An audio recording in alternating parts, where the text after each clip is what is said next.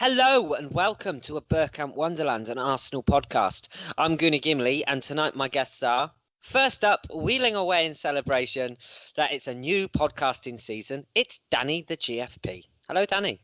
Ahoy, hoy. My health is not in question, but thank you for asking. Why, what's wrong? I know you had this. I know you had the snip, but what's up? The runs? No, I didn't. They said there's nothing. If a snip, it would just disappear. Oh. So they left it. They left it on. So now they chucked away the good bit. What are you doing here? I see it. It should be just like a little dying worm's worth of DNA, and the rest of it in the bin. Oh, so would you not have put it on your mantelpiece? Did you not even keep it? No, they didn't do it. No, why? Because the NHS are badly organised fucktards. Are you still got to have it done? Yeah, if I want to, yeah. Like, when you do get it done, what are you going to do with the piece? Are you going to auction it off? What I am actually going to do is I'm going to go and make a tiny little purse out of it, and then when I go on holiday, you just give it a good old rub, and it turns into a suitcase. Very good, very good. That is not my own work, by the way. I stole that from someone else. It was still very good. It made me laugh. Right, next up, the Quiffinator. It's Simon Collings. Hello, Simon. Hello, Gim. How you doing? It's lovely to have you back. And I do pick on people that remain anonymous to the back end of last season.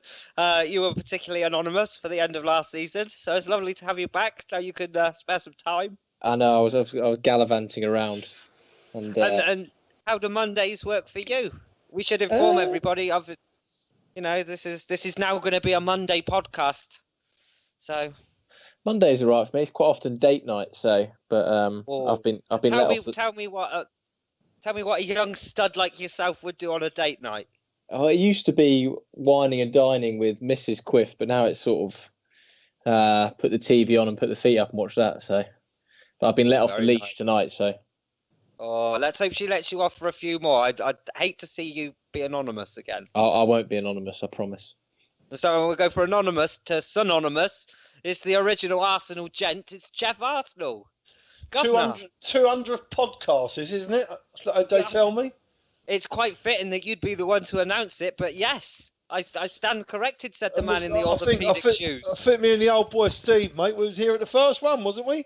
I think you were. And Gav. We're still kicking about, and Gav, God bless him. He's been banned about 3 times, hasn't he, since? Yeah, he's had more red cards. There was word about FK coming back, but unfortunately he couldn't spare us any of his time this evening. We can't afford him, mate. Honestly, he's like, he's worse than Pogba.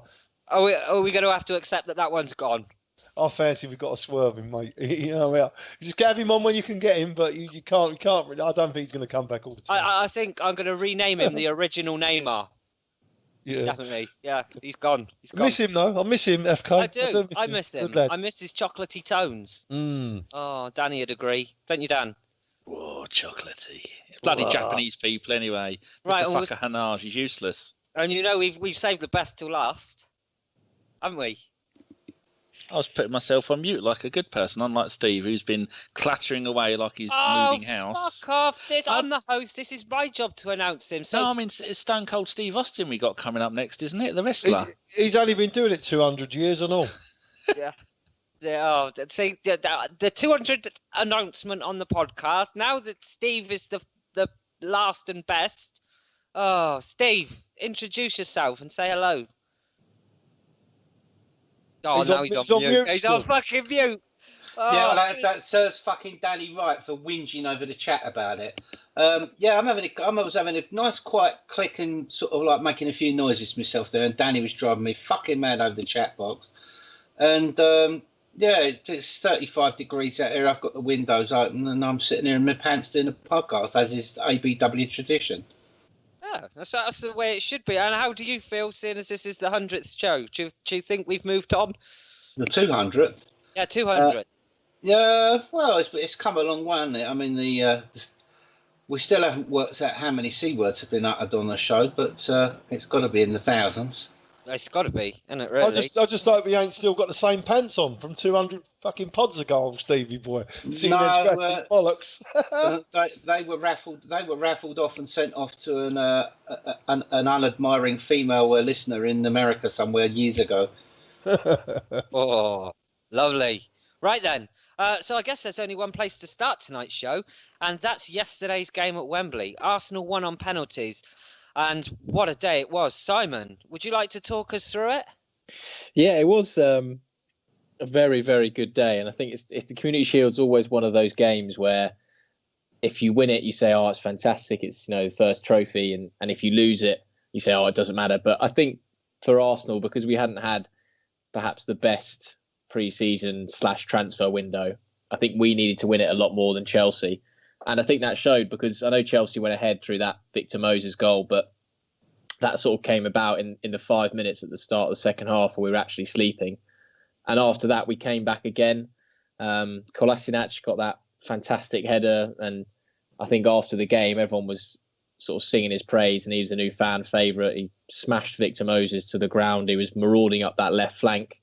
And then when it went to pens, it was a bit of comedy, really, wasn't it? I mean, the new ABBA system, maybe we'll talk about that in a bit, whether we think that's good or right or wrong. But Courtois' penalty was like a rugby conversion, and we slotted all 4 of ours, so pretty perfect. Whether Courtois would have been taking one in a proper shootout remains to be seen, but Conte said he would have done because he's one of the best takers, but I'm not sure if he would have done. But overall, it's lovely to win at Wembley. It's lovely to win at Spurs' ground. So going ahead to Leicester, I think the mood's good.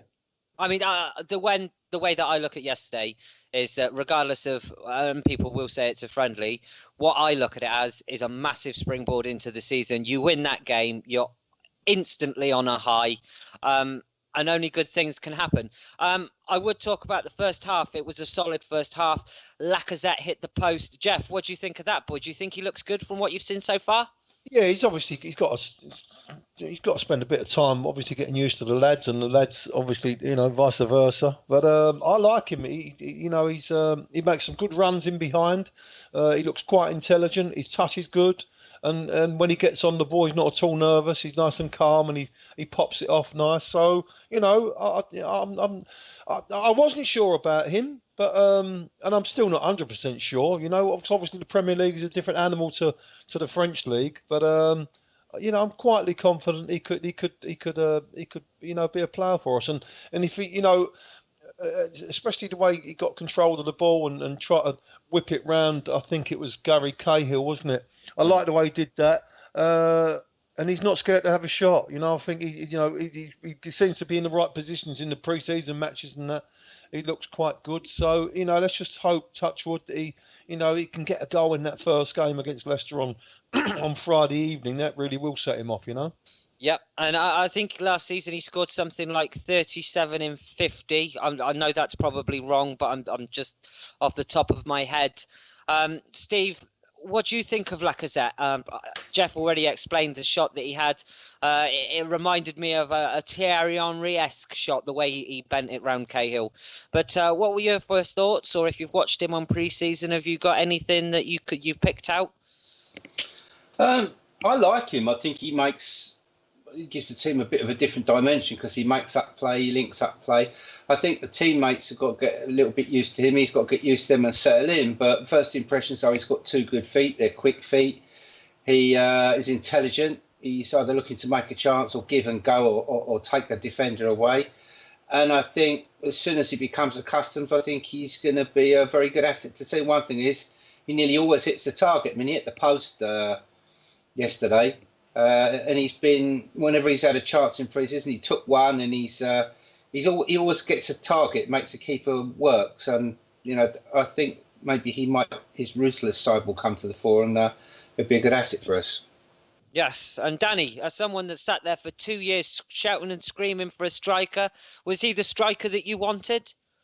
Yes, definitely, because we have a tradition of signing quality French strikers, going back to Wiltord, Henry, Cabadiawara, who had a personal vendetta against the crossbar. That's all he ever kicked at the ball at. And is someone who's been proven. And like you were just saying, how many goals he scored last season? He's got 37 in 45. And 7 in 12 were in Europe, which is, I think, no matter what league you play in, if you go and have a look at how a player or a team did in a European competition, which tends to be much more of a level playing field, His stats weren't that brilliant when it comes just to the Champions League alone, but we'll be playing in the UEFA Cup this season, and so 7-12 in the Champions League and then the UEFA Cup when they got knocked out of it is pretty good. Season before that, 23-44. One before that, 31-40. And when he's been doing that, he's been banging him in for Lyon now for 4 consecutive seasons. When we bought Giroud, I know it was quite a while ago and world football has changed a little bit, but Giroud had only been playing in the top flight with Montpellier for 1 or 2 seasons. The season before that, he was in the second division in France. I think it was Bastia that he was with. And so if he's come along and done such a great job, then I think Lacazette can easily come along and do that. But people don't get on his back. If he hasn't scored 100 goals by Christmas, don't start going mental at him. I think it's good that Wenger's looks like he's keeping Giroud at the club. So then we'll have 2 options up front, 2 different styles of play. And that will be good because... he might be the European option, Danny. Well, you never know. Hopefully he's got his passport. But it would be good to see that if we can play one and then all the pressure isn't going to be on Lacazette to come in and start scoring all the goals because we've sold Theo and we've sold Giroud and then we've got nobody else there to score goals. So keeping them all is a good idea and hopefully it will. I mean, I can see him all competitions. If next season we play, 60 games, I can see him probably playing 45 games. And if he gets 20, 25 goals in all competitions, that'd be really good. I'll be happy. I can see him doing it, maybe even more. Especially when you've got Ozil and Sanchez playing behind you, lining shit up. So I think the word is prolific. Something like that. Yes, and that's all we've got to say about that. Moving on, I mean, to talk about talking points in the game. The Cahill elbow on Mertesacker. What did people make of that? Was it? Do we think it was intentional, or do you just think it was a 50-50? Simon? I don't think it was intentional. People might disagree with me, but I mean, it happens a lot with us teams happening against Chelsea players. It happens a lot, but I think Cahill just gets up first and then catches him on the eye. But it's one of those things where the Cahill will argue saying, when I jump, I'm going to push my arms like that. And Mertesacker will argue he's hit my elbow into his face. So it depends which side you see it from.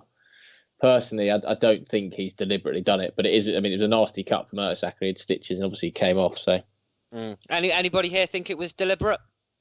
No, I think it was an accident, to be honest with you. The way he went up for the ball, I don't think he had an intention of doing him. I think it just happened. It happens, doesn't it? You can't help it. And that was one incident, and that is where it causes a train of reaction. And the action to that was Said Kolasinac. And what a beast he is. I think there wasn't an Arsenal fan alive that wasn't singing his praises at the end of that 90 minutes. Steve, what did you make of him? He was fantastic, wasn't he? I think the funniest thing is I've seen him a couple of times before, and I watched him play a couple of games in Germany when I heard we were going to sign him, and I knew he'd got a reputation for coming forward like a bullet out of a speeding gun, but he's more like a sort of like a buffalo propelled out of a rocket. I mean, the guy's just a beast, but I mean, he's a very skillful player. He's crossing of the ball into the box. He's very good, but he's one. Him and Xhaka are now the "don't fuck with us" section of Arsenal. These two seem to have formed a very quick sort of bond, and from them both coming from the area of the ball. Because I just, when he came on, you could see Chelsea players didn't want to have anything to do with Kolasinac. They're keeping well away from him, almost running away with him. And there was one point in the game where he's sort of like in front of about 3 Chelsea players, and he's like smiling his head off. It's if it's almost just dawned on him, I can do what the fuck I like here. No one's going to touch me. And then he popped up and scored that goal, which led to the penalties. But I think Wenger, that's one of Wenger's big finds this season. I think he's going to be massive in that left-back position. And I can't wait for the impending death of Eric Dyer and Dele Alli at Wembley in the NLD very shortly when they start their stupidity, because he will smash some fucker into next century. Yeah, amen to that one. Danny, I'm going to come to you in a minute, and not unless you've already got it up. But just for the people that listen to this podcast that might not be so clued up on who he is, I think I know a little bit myself. He came from Schalke.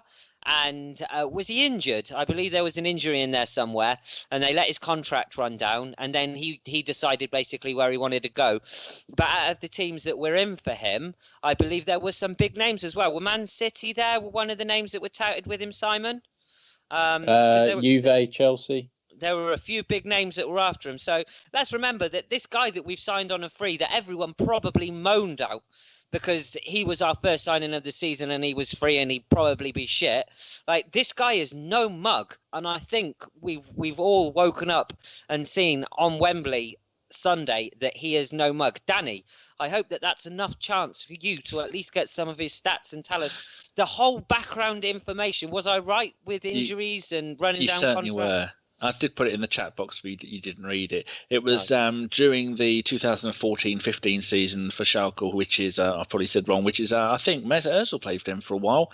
It says here on Wikipedia, at the beginning of the 2013, I forgot what season I said already, 14-15 season, the Bosnian tank, I'm not going to say his name, tore the anterior cruciate ligament on his right knee and was out for approximately 6 months. Now, during that time, the season before, he'd played 30 games, all competitions. That season, he played 7. Next season, he played 30. Season after that, he played 35 and scored 3 goals, which is pretty decent. And I didn't know that he was, although he was born in Germany, he played for the under-18s, under-19s and under-20s for Germany. Then in 2013, played for, didn't sign for, but opted for Bosnia-Herzegovina, Nilpois, if you're a fan of the Eurovision Song Contest like I am. And because I think he's, isn't it one of his parents from there? I think both of his parents might have been there. That I couldn't tell you. I'm just reading. I have read it before, but I can't remember. He has a German passport. After playing for various youths at Germany, he switched allegiances to his parents' homeland of Bosnia and Herzegovina and received a call-up to the senior team in 2013. So, yeah, and John has always said how brilliant he is, because John's a big fan of German football. He only played 94 games over the space of 5 seasons for them, 123 in all competitions.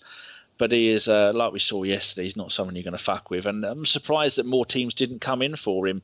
But I think, like Steve was saying, now we've got Xhaka and we've got the tank. And I think the tank can play left back, centre back. Yes, he can play left back. wing back. He can probably play defensive midfield. Looking at him, those 2 players in our team now, they just make us look like you're not going to go in there and mess around with us, because they're just going to go in there and kill you. According to Transfer Market, it says his best position is left back, and then it's left wing back, and then it's defensive midfield. Oh, imagine him and Xhaka in central midfield together. It'd be like Petit and Vieira, wouldn't it? They go around just murdering people and getting away with it. Are we actually beginning to witness something really special here? Don't say it. Don't jinx it. Hold on. Like, since we've been doing this podcast, 200th show, and I think when we moaned about needed a striker, never replaced Vieira, although Vieira was never really a defensive midfielder. He was wanted more to get rid of Almunia. Yeah, he was more a box to box. So now we've got like a half-decent keeper. We've got the striker that we asked for. And we've got a bit of a nasty bastard midfield, or a few nasty bastards in our team. I don't really think there's anything to moan about, is there? Geoff, I mean, you were there at the start. I mean, can you find anything to moan about? We're slowly getting there, aren't we? I think we're definitely stronger this year than we was last year. But the only problem is that other teams appear to be stronger as well, you know, where they've got new signings and stuff like that. But again, these new signings have got a bed in. I do like the look of this Kolasinac, because what I like about him is he's aggressive and he looks like a proper defender, i.e. a defender that wants to get stuck in or get amongst it. I mean, all the defenders, look, I can't remember a left back that looks as aggressive as him since maybe Sammy Nelson back in the day. All our defenders after that have been, you know, great on the ball, but not quite aggressive enough. And one thing we do lack, or we have lacked in the last few seasons, is aggressive defenders, the defenders that really want to get amongst it, you know. And he looks like that type of player. Hopefully, I mean, you know, I said quite similar about that Santos when he had his first 2 games. I thought, you know what, he could be a signing, this kid, and look how that worked out. So you know, fingers crossed. We're being optimistic, Geoff, but he looks like the kind of man that if Ox or Theo is having a stinker, right, if he's in your team and he's shouting at you to pull your head out your ass, you'll go fucking do it. That, to me, is the kind of man that he looks. Simon? Yeah, I think he's something that we've been missing a bit. You know, we've had a bit of a soft underbelly in seasons gone by, and it just feels like having someone like him in the team who, you know, will put that big tackle in, who'll fight for the ball, not only will help the team, but it will help the fans, because everyone as a fan, as much as we love watching the players pass it around, there's nothing like an old-fashioned English style, big crunching tackle going forward. And he gives exactly that, I think. And that's why he's already becoming this sort of cult hero. I mean, people saw on Twitter and stuff, people tweeting and everyone loving it. And in the stadium, you could see that the full-time whistle, when all the players walking around the pitch, Sanchez got a big cheer, Ozil got a big cheer, but Kolasinac went to the fans and, he was waving it and the fans were loving it back. So I think very quickly, if he continues like this being sort of big, bad image player, the fans will love him. I'll bring you in on this, G. I know you got something to say. Yeah, the question is for me, does he get in front of Monreal? Well, I think Monreal will certainly at the start, because of the injury problems we've got, because Koscielny's banned for the first 2 games, obviously. Mertesacker, we'll have to find out this week whether he needs to wait longer for those stitches. Could be out. Gabriel is a long-term absence. Mustafi's still not fully fit. So I think at the start, Monreal will be a centre-back, and he could well be going forward as on the left side of that 3. And then it'll be a question, really, will be Kolasinac playing on the left as a wing-back, or whether he plays Ox as that left wing-back. And he can also play in the 3, Kolasinac. But I think going forward, you'd most likely have Kolasinac as the left wing-back and then Monreal as one of the back 3. It's fair enough. We continue on with the game then, but let's hope that everything we've said here we can come back to in a year's time and say that we were right, because he really does look like a beast. But moving on then, we had the penalty shout from Willian. I think it's a tight one. I think my Arsenal fan in me says it wasn't a penalty, and I think but inside my heart says there was a bit of contact. Is it enough for him to go down? I don't know. Maybe the yellow card's a bit harsh on the guy. Is there anyone, Danny? What do you think of that particular situation? Well, I'll just count it up, Pam. On about with where Monreal's going to play. I just count up. Man United last season played 69 games, all competitions, got to the League Cup final, the UEFA Cup final, and I think the quarter final of the FA Cup. So, I mean, that's best part of 70 games in the season, and we should have that kind of similar season. So I think every single player, even second or third choices, are going to get a half decent run of games. So that's what I was just typing out. What was the question while I was looking at that? What were your thoughts on the Willian penalty shout? Oh, was that in the first half? Yes, I believe Didn't see it. I only woke up at half-time. And I think I did myself a favour by not seeing the first half of the game, because apparently we weren't very good, so I don't know. No. I thought we were very solid first half. I didn't see it, so I don't know. I'm just guesstimating by the fact that it was 0-0 at half-time. That Willian penalty was much similar to Moses in the cup final. And I think Willian made contact with, who was it, Mertesacker's leg? Bellerin, I think it was. Bellerin. Yeah. I think it was the other way round with regard to. I think he did. I don't think he meant to do it, but I think he made contact and he did trip, but he tripped himself. So I'd have fucking sent him off. To be honest with you. See, yeah, that's you talking with your Arsenal hat on. Steve, what do you say? What does your heart say? Regardless of Chelsea or Arsenal, is it a penalty? Yes or no? No, it's not a penalty. And someone's knee touches you in the back of the thigh, you don't go down like someone shot you in the back of the fucking head. It was simulation. And Bellerin, actually, if you look at where Bellerin was, he wasn't even trying to get the ball. It was just sort of accidental contact. As soon as he felt it, he went down. But I think the FA have been quite clear that they are going to clamp down on diving. That's the one in the cup final against Victor Twat Bollocks. Was an example of that, and I think that's what that was yesterday. Whether Mike Dean chooses to enact that against Vardy, who's a notorious diving little shit, or Dele Alli, of course, is another question. But for me, it wasn't a pen. He wasn't even going anywhere with the ball anyway. He was just sort of like doodling it out to see if he could get a corner out of it. Simon, do you concur? Yeah, no pen for me. I think it was would have been very, very soft if it had it been given. Fair enough. I would talk about the Moses goal, but fuck it, we're not a Chelsea podcast. Pedro sending off. Geoff, we'll go back to you on that one. Now, when you first look at it, you think it's a bit harsh. When you see the slow-mo, you think it's a challenge from behind, regardless of whether it's a friendly. If you're being fair, it's a sending off. He's got to go. Yeah, he's got to go. Spot on now. When I first saw it, I thought, oh, that's a little bit harsh. But the way Elneny was obviously the way he's jumping about and he went down, he obviously hurt him. The way he's dragged he scraped him down the back of the Achilles tendon there, mate. That was a terrible challenge. I don't think he meant to do it. I just think it happened. But if you put in a challenge like that with your foot up and you catch someone, it's going to hurt. And I think it's a red card. I think the referee done well there. But was he on a yellow anyway? I have a feeling he was on a yellow. Straight red, wasn't it? I think. I know it was a straight red, but I didn't know if he was Pedro was already on a yellow for something else earlier in the game. I know he wasn't. It was his first card, straight red. No, fair enough. It was a straight red because he'd also previously done it to Lacazette about 10 minutes before. And if you look at it in slow motion, he makes no attempt to get the ball. His whole foot stretched out. His whole stud base of his boot goes from the bottom of Elneny's heel right up his Achilles tendon into his leg, and his other leg takes him out on the follow through. That's why he got, because it was from behind and studs in the Achilles. That's why he got the straight red for it. And as the referee was facing the direction that Pedro was running, he just happened to have looked round at the time. You saw the referee, and it happened right in front of his eye line, probably about 8 foot away. And he thought, well, I'm not fucking having that. It's a brilliant decision. Dirty bastard, Pedro. I actually have to say, and I know I will keep saying that it is only viewed as a friendly match, and people think that the Community Shield is a tame game, but I think it was two teams that went to play football, and I think it was a great advert for the game. I thought the refereeing on the day was absolutely superb. I mean, there's been many other podcasts where we've absolutely slated the referee, wrong, right, or indifferent. But the referee on the day, I think there wasn't a thing that he called wrong. Simon, do you think the ref was superb?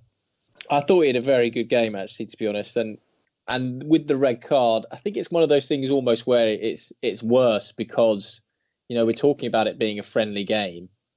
And it's not like, this was, you could almost understand it if this was a big cup final or a big derby match and, Pedro's lost his head a bit and he's gone in on the back and, he's blown his top. But when it's a sort of pre-season friendly game, you look at the tackling and you're thinking that's completely unnecessary to go in on the back of his Achilles. Elneny's not even through on goal. He's not even stopped. It's the middle of the pitch.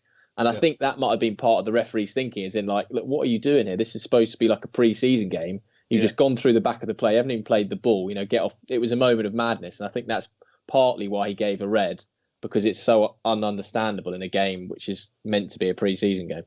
To be honest with you, Simon, I hadn't even really thought of it like that. But yeah, when you look at it down the line that it's a friendly, and does that tackle really qualify to be, in a friendly? Then no, it doesn't. Absolutely right. I will talk about Elneny as well. There were many players that were superb on the day, but he particularly caught my eye.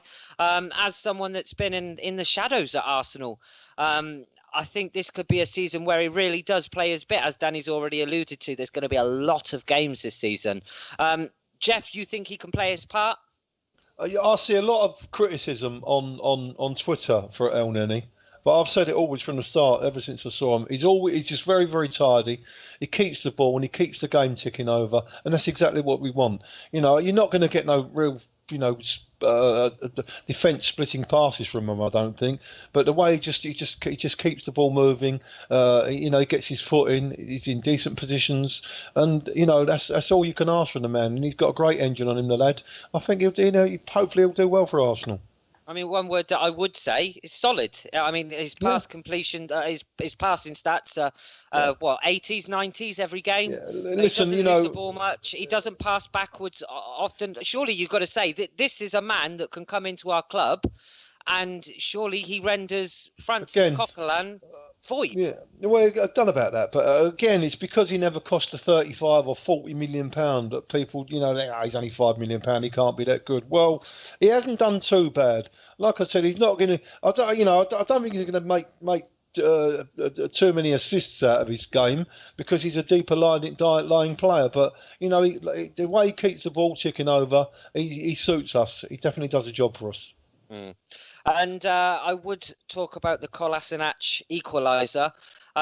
But I mean, we've already talked about him, so I won't waste any time by going down that again. We all think he's fantastic. It was a good goal. He put us back in the game, and that took us to penalties. So what I want to ask is, Simon, what were your thoughts at that point going into penalties? Did you think we could do it, or were you did you have a pillow over your face, or couldn't you watch? I kind of fancied Chelsea because I'm not a big fan of checking a penalty shootout. I just thought Courtois would be a better keeper for the shootout. But when I saw that we were going second in the routine, so obviously the new system in this sense went Chelsea go first, then Arsenal get to go twice, and then Chelsea go twice and Arsenal twice. I actually fancied us to win it there because I think that is a big advantage. I know they've changed the laws, or they're testing the new laws because they believe that if you go first, you have such a big advantage. But I think now, in this new system, if you go second and you can get those 2 penalties in a row, bang, bang, you put so much pressure on the other team. So when I saw we're going second, I quite fancied it. I think the players were saying afterwards they found it a bit odd because you could see in the stadium, if you're watching them, there was points where a Chelsea player would go and then he'd come back and he'd be, oh no, it's you guys to go. And so it sort of threw them a bit. But I think in that system, I fancied us when I saw we were going second, that we were going to win it. See, I talked to Kate about this new system the other day, and this might be totally off-piste, but I thought it would have been, if they were trying to make it as fair as possible, I would have had one team take their 6 penalties, and then the other team take their 6 penalties. I know that's more pressure on the other team, but if you don't know like how many you're going to score, or the other team have got a target to reach, then surely is that not a fairer way of doing it? I mean, what's everybody make of the ABBA situation? Steve, are you for or against? Really, I don't care, to be honest, and I just think changing the way it's been done, I think, makes it a little bit fairer. Leave it as it is, like that. Give it a go and see how it works out. That's fair enough. Danny, what do you think? Well, when they said, "Oh, we've got a new penalty system," I thought, "Oh, here we go. It's going to be the NASL indoor jobby where you take it from 5 different points on the pitch and you run at the goalkeeper." I thought, "Oh, we're going to do some kind of nonsense." I'd never even heard of it until then. I quite like it because it is true. The team that goes first is unless it's England playing, then they lose number. Even if we took the first 5 and they only had 1, we'd still bloody lose 1-0. Yeah, I quite liked it. It was different. It was interesting, and I think the big thing for us, the fact that we won the toss and we were shooting down into our corner, which is a really important thing. But Courtois wasn't the first goalkeeper to miss a penalty in a Charity Shield. No, we did it. David Seaman. Did he really? Lost to Man United, I think. But that must have been only because all the other people had taken a penalty. No, I think he was one of the first 5. I shall go and find out. But yes, go and find out. I'm going to go and find out. I think it was probably in about 92. No, 94, something like that. Yeah, I think it might have been after we won the League and Cup double in the League Cup and the FA Cup double many moons ago. It would have only been about 8. Well, I'm going to go and find out, and then I shall rudely interrupt you when I found it. Please do. Sheffield Wednesday, wasn't it, I think, after we beat them in 2 finals in 1 year. So now Danny's got us onto the topic then. What was everybody's thoughts when they saw Courtois stepping up to take a penalty? I was like, you've just spent, like, what did they spend on Morata? 74 million? Something like that? Something 50, ridiculous. 50? Was it 55 million? And your goalkeeper is taking a penalty before your new £55 million signing. I mean, don't get me wrong, if Petr Cech stepped up to take a penalty before Lacazette, I would be sat there thinking, right, that's it. It's official. Arsene Wenger has officially lost the fucking plot. Now, Simon, I mean, what were your thoughts on it? Because it just blew my mind, to be quite honest with you. It was one of those things where you thought it was the ultimate show of this being like, we don't care. This doesn't matter. But Conte got asked about it afterwards in his press conference, where someone said that, if this was an FA Cup final or a Champions League game, Conte wouldn't take one. And Courtois wouldn't take one. And Conte said, no. He's one of the best penalty takers at the club. So obviously he would always take one.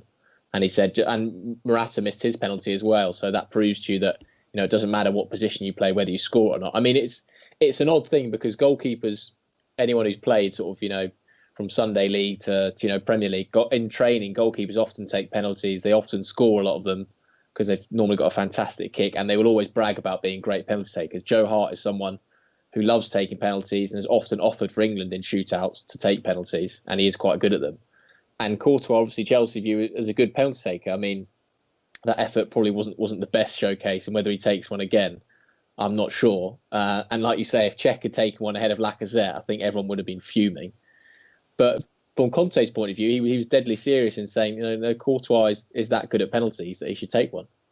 So very interesting. And from the Arsenal side, just another view on the takers, in the sort of huddle by the pitch where Wenger was talking to the players and stuff, you could sort of see him going round and picking and talking to players. And obviously Reece Nelson had been on for about 4 minutes, seemed adamant that he wanted to take one from what we could make out from his body language. And obviously we don't know who would have taken the fifth one, but it would have been interesting to see whether he would have been the fifth or even the sixth player to step up. So, which is quite interesting for someone who had played 3 minutes of the game and is 17 years old.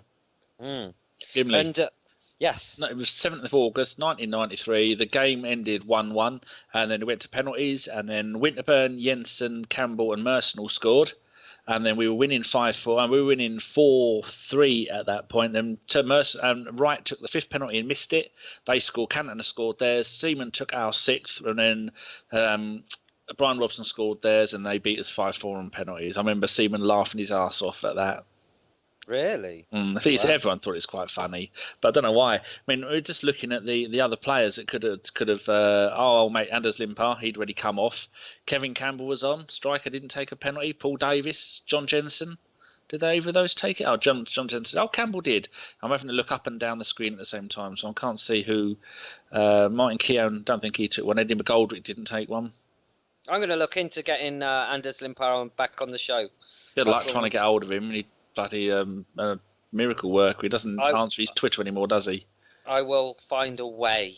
To be fair, though, Cech did say in the interview afterwards that he's a very good penalty taker, Courtois, and he thought that Cech had an advantage because they take penalties against each other all the time, and obviously he thought he knew where he's going to plant it, where he normally plants it, and apparently he didn't. He went for the other side and scuffed it, put it over the top. So it's interesting. But you got 5 penalties. You got 5 going back on the systems and everything else. You got 5 penalties, mate. You just got to put them in the back. Just bang them away. Simple as that. Get on with it. Don't matter who scores after you, does it? Well, that's Chelsea's third time in recent years that they've lost the Charity Shield to a. I'm not calling it the Community Shield. Bullshit to that. Like it's the UEFA Cup. They lost in a penalty shootout to Man United in '97. Then they lost again to Man United in 2007. And then they lost every 10 years. They seem to lose one. Yeah, 97, 07, and 17. They lose on a penalty shootout in the final. I say the final. Two teams in like the boat race. Definitely. Oxford We've now won it 15 times. No, they're not. Shut your face. We've won it. The most is Man United 21, us 15. So we've equalled Liverpool now, also on 15. And but Man United have been in 30 of them. Bloody hell. And Spurs only 7. Never mind. So that was that then. And Yes. whether you want to call it another trophy or not, or whether just a day out at Wembley, I think everybody had fun, and there'll be no complaints here. That's our fourth trophy in 3 months. FA Cup, the International Champions Cup, the Emirates Cup, and the Charity Shield. We're winning them all. Yes. I think Piling them high. Before we do some questions, though, we will talk a little bit about transfers. Geoff, I know that you haven't got your eye on the ball. I've been away partying for about a month, Kim. So I'm a little bit jaded, mate, and I haven't spoken to anybody. You know me, Geoff. I ain't gonna say a bad word about you. I don't never say a bad word about anybody. Nicest person you'll meet. Right, Simon. I'm led to believe that you might actually know if there might be any more new arrivals. I know you might not be able to say who, but please tell us there's somebody else coming. I mean, I'm no Chris Carpenter, but I will. I'll give my 2 cents as best I can. I think it's going to be very much a case of getting people off the books to get people in, more from a wage perspective, because we've got a lot of players there, like likes of Jack Wilshere. I mean, even Debussy, Gibbs, Lucas Perez. These guys are all on, a good wage, and I think Arsenal would have predicted that they had these players gone a lot earlier. I mean, you saw by the fact that people like Gibbs and Wilshere, I know Wilshere's been injured, but certainly someone like Gibbs and Perez didn't even go to Australia and didn't play in the Emirates Cup, simply because Arsenal thought, we'll leave them at home, we'll get their deals done and we'll get them sold, and then we can bring in more players. That obviously hasn't happened, and it's slowed it a lot down in terms of getting someone in. I think they'll still want to try and get 1, maybe 2 in, Knowing Arsenal and the speed at which they do things and manoeuvre, I would say they'll get one in. And obviously, it's been widely reported that the main one they want is Lamar. And if they can get him in for the price they want, would be fantastic. But the difficulty now is, obviously, we saw at the start of the summer, Monaco sold Bernardo Silva for 43 million. And each time they've been selling players, the fee's been going up. I mean, Benjamin Mendy went to Manchester City for £50 million and he's a left back. So depending on what they want for Lamar, we've had 3 bids rejected. It could be upwards of 60 million, and it's whether Wenger thinks that's the right amount. And also whether he massively wants to get him in, because there's a lot of players in that attacking role. Ozil, Sanchez, Iwobi, Welbeck, Walcott. That, again, it's a case of, I think, making room for him. I think realistically, Stephen will have a good idea of the finances and the way Arsenal can do it, but I can't see Arsenal spending 60 million on a player and giving him, wages probably of over 140, 50 grand a week if they don't shift at least 4 or 5 players. Which is more important to people here? Is it getting in one player that we might need, or getting rid of the 4 or 5 players like Debuchy and Jenkinson and Gibbs? Which one's more important for me? I think it's getting rid of players. See, I would say I would add another player that can make a difference. From what I've seen of Lamar, he looks like an absolute baller. Why would you not want to have a player like him at your club? If that means having Jack Wilshere, fuck him off on loan if he doesn't want to leave, or no one comes in for him, then let it be. At very worst, Jack Wilshere can be a squad filler, someone that plays a Europa League game. Like we said in this podcast, we're going to be playing plenty of games this season. To me, for Chelsea, if you look at the team sheets, I think, was it you that put it in, Simon? The Chelsea team sheet in comparison to the Arsenal team sheet, and we had twice as many fucking players on the list. Yeah, that was one of Conte's complaints. His squad's so small when you look at it compared to ours. We've got masses of players. So we always go into seasons complaining that we haven't got enough, whereas this season we've got enough. Having Jack Wilshere in your team, I know he's injury prone, but having a Jack Wilshere, surely Swiss Army knife, fantastic. That's a player that can play a game. If he gets injured, he gets injured. So be it. I know we're still paying him the money, but Steve, your thoughts?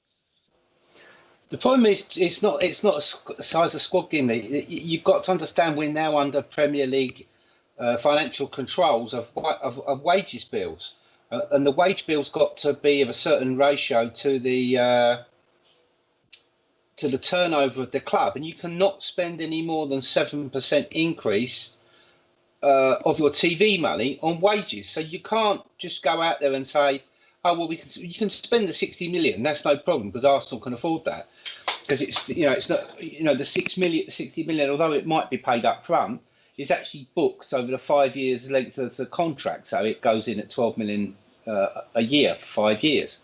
The problem is the wages. So, if your total wage bill is 147 million quid and you can only put it up by 7%, and you've got to do next year new deals with Ozil and new deals with Sanchez, plus you've got other players like the Ox and people wanting more money, and you've got people like Walcott coming to within a year of his contract next year, Jack Wilshere within a year of his contract, Ramsey, so on and so forth. You've got to balance that wages book. So that's why, Simon says it's dependent on people going out as well as it is on getting the right person. And I agree on Lamar. I think he is, if you might like what we've been lacking, that transition player who makes things happen from midfield in the box, the person who makes the chances for the Lacazettes to pounce on, the Sanchez's to pounce on and score. And for me, I'm sorry, Jack Wilshere didn't pull any trees up at Bournemouth. He wasn't fantastic down there. He disassociated himself with Arsenal. He's deleted Arsenal off of all his social media. Even when we won the FA Cup, he didn't even say, "Oh, well done, lads," or anything. He's come back. Wenger, I think, more or less sort of said he wants the career he needs to have. I think what I took from that is I don't think Arsenal's convinced that Jack Wilshere can play at the top level because of his injuries. I think his injuries hamper his performance. I think his intellect definitely hampers his performance, because when he was offered the chance by Gary Neville when he was England coach to help him reprogram his game to stop this jinking about which keeps getting him injured but learn to pass and go, he didn't want to do it. He sees that as his unique selling point. Well, it's his unique career ending point. I don't see, with everybody fit, even with all those Europa League games, that Jack Wilshere is a starter, gets a game.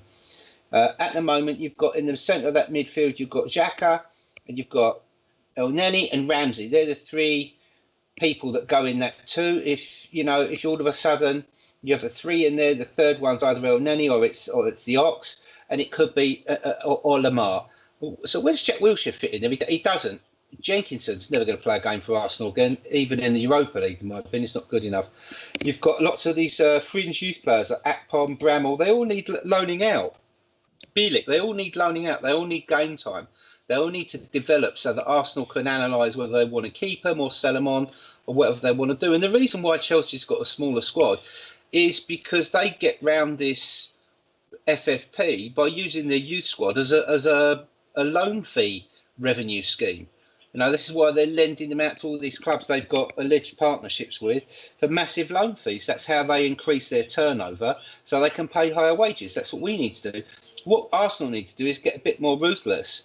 And I understand, and I'm sure Mr. Collings will put me right here, but there is frustration from Wenger that certain elements of the board can't understand that offloading people we don't want off the wages bill, even if you have to accept a knock of £2 or £3 million or even £5 million on the price, is the thing that we've got to do these days. But some of the people on the board don't want to sanction that.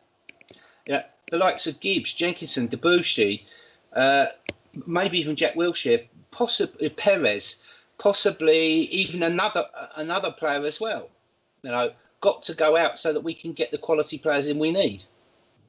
The key thing as well is, as Steve's talking about there, is the wages thing. It's not a UEFA FFP thing. It's a Premier League thing that all the owners and chairmen agreed, called the Premier League short-term cost control measures, which would basically they all agreed to it. Apart from Man City. Yeah, and it was agreed. So the idea being that it would limit the amount of your club's revenue that you could be spent on player wages. So you can do it, but the only way around it is if you get big new commercial deals or match day income goes up. So you can't just get all this TV money and throw it at it. The only way you can do that is if you're Brighton or whatever, or a newly promoted club, the threshold that this 7% increase starts at is much lower, because obviously Brighton will need to increase their wages by much more than 7% because they're a newly promoted club. They need to compete.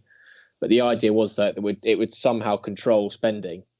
And so that's why Arsenal, as Steve's saying, you need to get the wage, even if it's only a reduction in the wage. So if Jack Wilshere's on 90 and he goes somewhere next season, let's say he's sold by Arsenal to West Ham for argument's sake, West Ham say, look, we can pay 70 grand of his wages for this. We can pay 70 grand. We need you to pay the extra 30 for a year.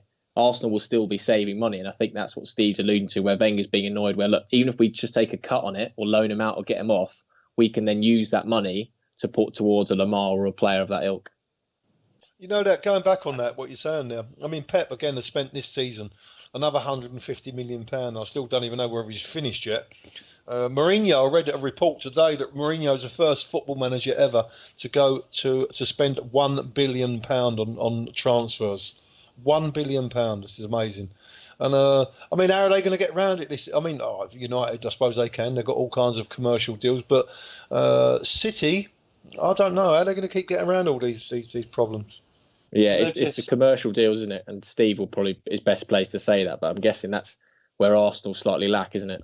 Well, yes, Arsenal do lack, but Arsenal, it's their own fault. They haven't got a dedicated massive team out there searching for mid-level and low-level commercial partners. And if you look at Man United's commercial effort, I know they're like the Rolls-Royce of commercial revenue in football. You shouldn't really compare our Arsenal to them. But they've got millions of small £1 million, £2 million partners. They've got lots of £3 to £5 million partners. And they've got some £10 million partners. And then they've got their big ones. Arsenal lack the sufficient volume in the lower and mid ranges. But the other thing is, even our Puma deal now is off. I mean, I've seen rumours today that there's an alleged deal with Adidas floating around, which might be 90 million quid, and that Arsenal might buy themselves at the Puma deal. To be honest, having been someone who's worked with Puma, which can't really talk that much about, I very much doubt Puma would let Arsenal buy themselves out of that. They value that deal too much. And secondly, it's not the Arsenal way to buy themselves out of a deal that's seen as very much chavish and ungentlemanly, and not the Arsenal way, welshing on a deal. But they have to get their commercial revenue up. I mean, and that's how, Geoff asked the question: how will City get round it? Well, they'll get they will get companies from that country that owns them to sponsor City. And as long as those deals are commensurate prices with what a non-connected company would pay, then UEFA's got no choice but to accept it. And this is the other thing, is what people forget, that FFP's not looked at the start of the season, it's looked at in hindsight. So your offences aren't basically known until the end of the financial year, until your accounts have gone in. So, there was all this hoo-ha about Neymar's money, should they accept it or not? And of course, La Liga had to accept the money because that's the rules, and they couldn't really report PSG for FFP because only UEFA can decide to take action. So, I'm sure that they will find their way around it. And the other thing you've got to remember is that UEFA, whilst they want this, and the Premier League, while they want these restrictions in place for very good reasons to stop the club going broke, they are taking on actually nation states with bottomless pockets who could just tie them up in court forever and a day. So. Yeah, that's right. They won't, the FA wouldn't be able to afford it, mate, to go to court. It'd be just too much money. I mean, City have busted their FFP from last season, apparently. So I don't know what's going to happen. I mean, they've been sanctioned before, haven't they? There's a great Swiss Ramble's written a great piece on it. You can probably find it if you just Google it, Manchester City commercial Swiss Ramble.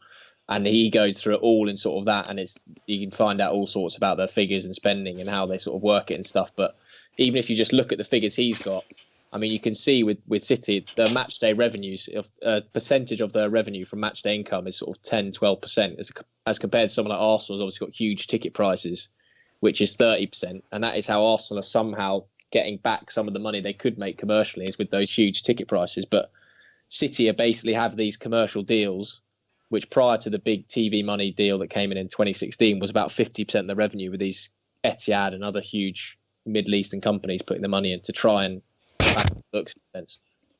Wow. This is where I step in, guys. Thank you very much. Danny, that was one of the moments where we just kind of flick them and they explain everything perfectly, because a dullard like myself, I feel like now I understand. And I hope the people... I'd have just slapped the table and gone. No, I was going to say, I hope the people that listen to this podcast that might not have been as Wellesley on knowledge about the FFP and spending are now enlightened. Thank you, boys. Very good. Danny, we have nearly hit the hour of the podcast. So we will do about 20 minutes worth of questions. We've got predictions and shout outs. We didn't really talk about transfers, but we're going to be back next Monday anyway. And something might have changed. We might even tell you that we have a transfer deadline day special coming up. If you pull your finger out and organise it. Maybe. We'll have to see. I am working from home from now on, so we'll see then. Right. Danny, over to you for some great questions. Remember, we've got about 20-25 minutes. Right, so what I'm going to do, I'll just give one question to everybody. So I can't just give everybody the same question. We'll be here all day. So I'll start with Steve. This one's from Ava. Opinion on the new boys, the Bosnian tank, Lacazette. Also, what is going on with Bielik? Any expectations? Kolasinac, very, very fast, great player coming forward, brilliant crosser, great attacking left back, going to be a massive asset to the team, rate him highly. Lacazette, quick feet, needs to settle a bit, needs to find his touch and score a goal. I think he'd be brilliant. As for Bielik, I think Bielik's problem is he's a very, very good player. It's highly rated in Poland, was captain of the under-19s and under-23s out here, was playing for Legia Warsaw in the Europa League before he moved to Arsenal. He's had a loan at Birmingham. He was a very, very good player there. Birmingham fans were raving about him. The problem is that the level there is not really high enough for him to develop. They tried to keep him. That's how much they were impressed with him. Came back to the club. Obviously, in front of him, he's got Koscielny. He's got Mustafi. He's got Mertesacker there for another year. Koscielny may be there for another year, maybe 2 years. Then there's Chambers. Then there's Bobby Holding. And there's the hapless Gabriel. Gabriel might well be off to Valencia, I'm reading off of Twitter at the moment, which would make sense, get him off the wages bill. But Bielik's got the talent. He can play as a centre-half. He can play as a DM. He's a powerful, big guy, very big guy, got 2 good feet. He needs football, and I think Arsenal thought maybe the best thing for him would be to go to the German league, give him a 2-year loan, so Arsenal could get him off the wages for 2 years, let him play there regularly, develop, play in a very high level technical league, learn a lot, and then by the time he came back, of course, then he'd be open to compete with probably playing a back three with himself, Chambers, and Bob Holding. Somehow the deal's fallen through.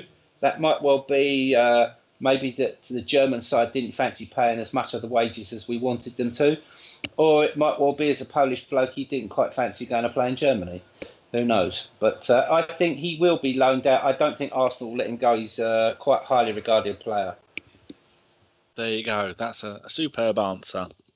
Right, the next one is for Simon from Carl James O'Reilly. He says, which player do we think will lose out most this season if we continue with 3 at the back formation? He reckons it's going to be Theo.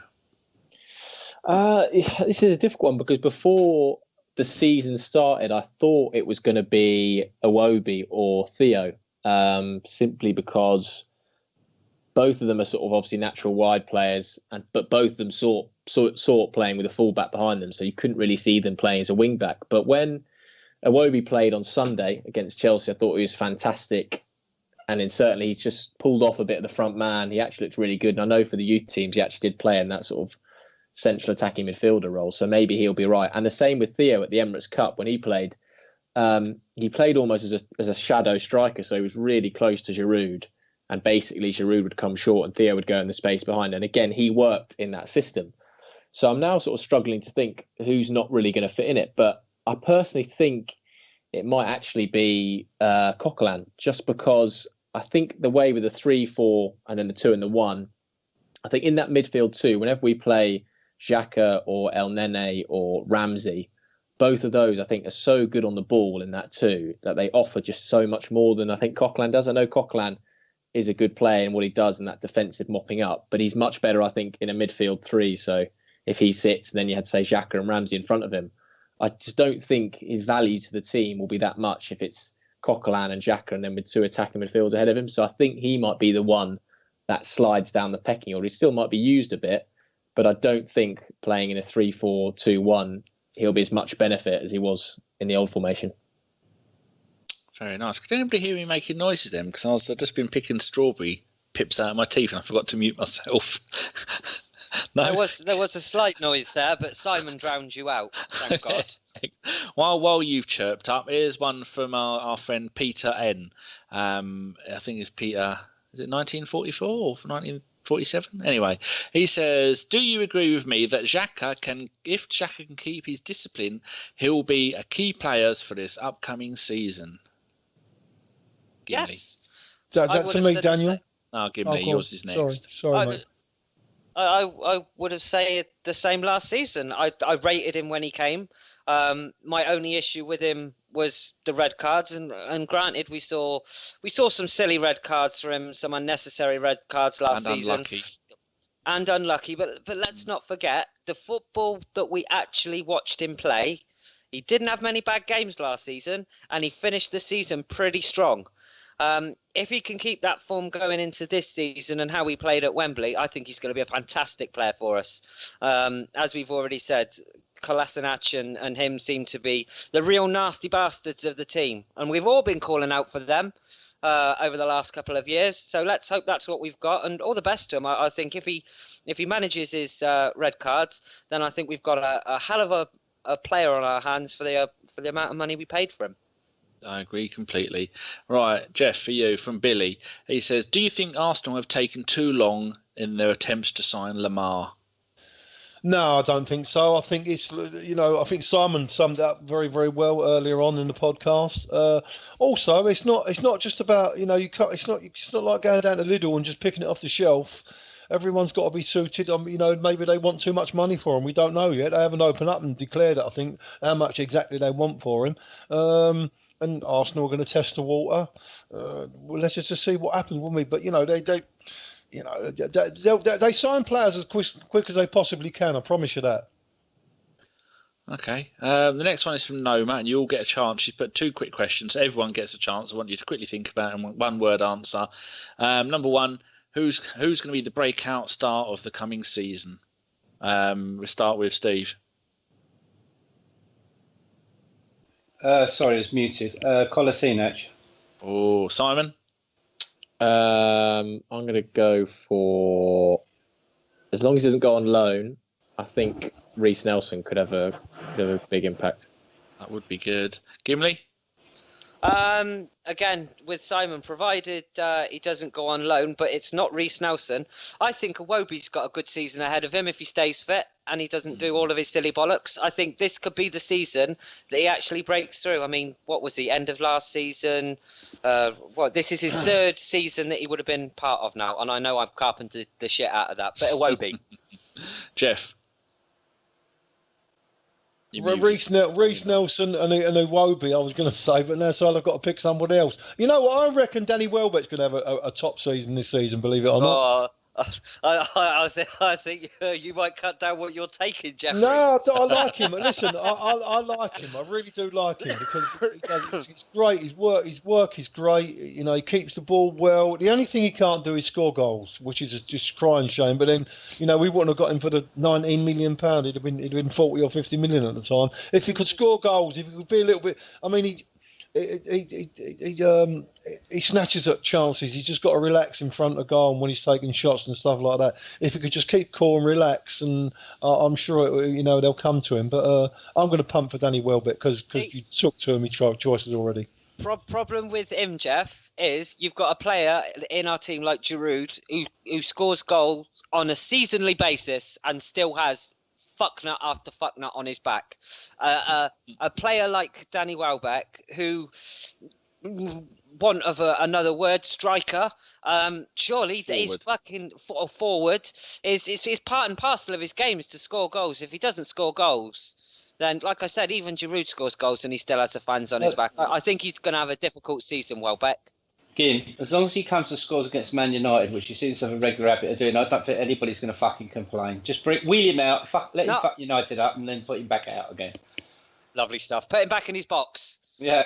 I'm going to go Lacazette. He's going to surprise people. All right, second part of Noma's question is, she's put over under weeks of fans losing their shit about the manager. I think I'm translating that into how many weeks will it be before the team start going, fans start going mad at the players. And while you lot are thinking, I think it's going to be by between the 3rd and the 5th games of the season when we've got Liverpool away and then Chelsea away. And if we struggle to beat both of those two, and we'll struggle away at Chelsea, even though we've beat them twice recently, and Liverpool were just spawning. They've not spent any money, have they? So I'm going to give it a month. Steve? Well, it depends. If we lose against Leicester, it'll start at half time because there's always some cunts on Twitter who've got to start it. Spacker, Arsenal Spacker, not Tottenham Spacker, will be one of the first. plus all the Arsenal fan TV retard brigade. Firstly, I'm afraid it's part of modern football, and some people seem to love losing their tits over shit that goes bad rather than fucking enjoying it. To be honest, now I lose it myself on occasions when we've been dreadful, but I try to do it in the WhatsApp group than on Twitter. It's a podcast a day from you if we want it or not. Simon? It's got to be November. It's always November. It's always when everyone loses their shit. Gimli? Wherever there is an Arsenal fan with a selfie stick, there is a wanker on the other end. I predict that if, like Steve said, no result against Leicester, I can guarantee you all of that bum brigade will be fucking on their iPhones, taking videos in their cars, fucking moaning about the manager. Wankers, a lot of them. I ain't naming no names. Because you're not allowed to. There's an embargo. Because I've been told not to. I have signed a contract. I can't name no names. Although, let's be honest, we all fucking know who they are. What does it rhyme? What does it rhyme with? Daft twat. That doesn't rhyme with anything you'd say. Oh, go on, Geoff. You're having a giggle. No, it's funny. It's funny that all those AFTV guys that are on it have all got their own YouTube channels now. So that tells you a lot about it. And they're only going to be making any money and getting any followers when they're screaming and shouting and hollering. Yeah. Nobody wants to listen to someone. Oh yeah, that was brilliant, and they done that. Blah blah blah. Anyway, I reckon. I'm going to give it till minute 12 of the game against Leicester. Then they'll start screaming the fucking gaff down again. but Danny, is that when Mike Dean sends off Xhaka and Kolasinac for turning up wearing an Arsenal shirt? Yeah, most probably. Gimli? But Danny, I will say that if anyone, and there is no names, this is just in general, if anyone has to settle an argument by showing hits and clicks to their various organisation in comparison to your organisation, then just assess your life. That's all I'm saying, and I will say no more throughout the rest of the season. Well, I can't promise that. I must have missed that spat then. I must have missed that somehow. No, Geoff, there was no spat. It never even happened. We can't talk about it. Okay. Geoff, Simon, can you actually get sent off for unintentionally taking a ref out? I mean, supposedly, like, say, for example, Xhaka gets the ball and volleys it into Mike Dean's Nadgers from 30 yards, and then in his face off the rebound, so that like he has to go off and Lee Mason comes on the ref. But that isn't a booking, is it? There's been instances where refs have been wiped out. You can find them on YouTube where they sort of get chased in South America. But I think even if Kolasinac or Xhaka accidentally, in inverted commas, bumped into Mike Dean, I don't think he'd have the balls to send them both off or even one of them off. He won't be conscious, mate, will he? He won't be conscious. Yeah. Imagine telling Kolasinac you're going to be sent off. Imagine getting a football at fucking bullet speed at your fucking Nadgers and then having to get up and give that person that's done it a red card. Ain't happening. I wouldn't do it. I'd be in too much pain. Right, moving on.